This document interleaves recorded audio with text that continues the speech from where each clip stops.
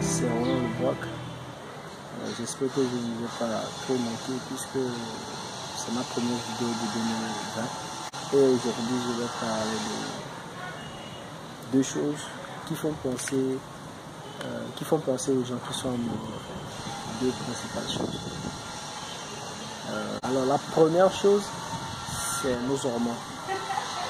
Nos hormones qui sont programmées à être attirés l'un à l'autre, c'est-à-dire l'homme et la femme.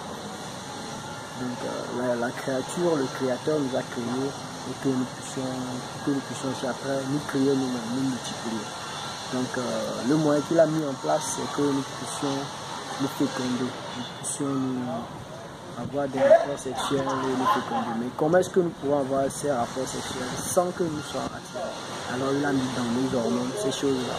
Donc lorsque le moment arrive, lorsque le jeune garçon est en puberté, la jeune fille est en puberté, l'attirance s'installe. Et lorsque tu vois la fille, waouh, coup de foudre. C'est juste les hormones. C'est juste les hormones. Et beaucoup n'arrivent pas à contrôler cela, ils se jettent. L'objectif de ces hormones-là, c'est juste les rapports sexuels. Et lorsque vous les avez, après vous vous demandez, mais qu'est-ce que j'ai fait? Vous sortez juste mal, bizarre. Au début, c'est ça, avec les jeunes qui sont en puberté. Donc c'est un peu ça. La deuxième chose, c'est lorsque nous voyons qu'une personne peut satisfaire nos désirs ou nos besoins.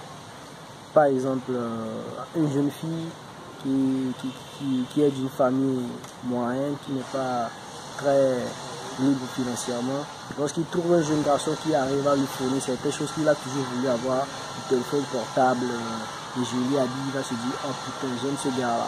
Mais est-ce que c'est vraiment de l'amour? C'est parce que cette personne satisfait tes besoins. Lorsque la personne va arrêter de le faire, tu vas dire qu'il est bizarre, qu'il ne t'aime plus comme avant, quelque chose comme ça.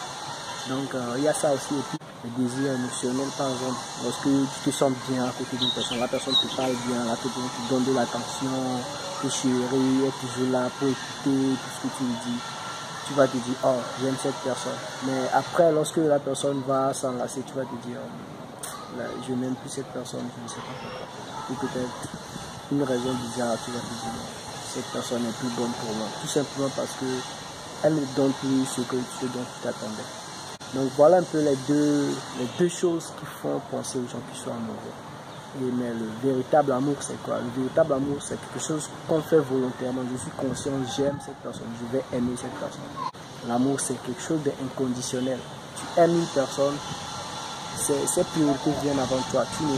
Tu n'as pas d'opinion envers cette personne, en fait. Tu ne cherches pas à changer cette personne. Donc dans la prochaine vidéo, nous allons voir, est-ce que c'est vraiment important dans un couple que les deux personnes s'aiment? C'est une question un peu étrange, mais dans la prochaine vidéo, nous saurons pourquoi il faut répondre à cette question. Donc, en attendant la fin du mois, j'espère que vous êtes en confinement, comme moi aussi. Je suis en confinement, je m'ennuie. J'espère que vous allez vous porter bien, vous protéger contre le coronavirus et regarder ma prochaine vidéo surtout. N'hésitez pas, si vous êtes nouveau sur cette chaîne, à aimer la vidéo et de vous abonner à ma chaîne. Et de me dire en commentaire ce que vous pensez de cette vidéo. Est-ce que vous êtes aussi dans ces cas-là et est-ce que vous êtes toujours amoureux? Est-ce que ce que vous avez avec votre partenaire, est-ce que c'est vraiment de l'amour?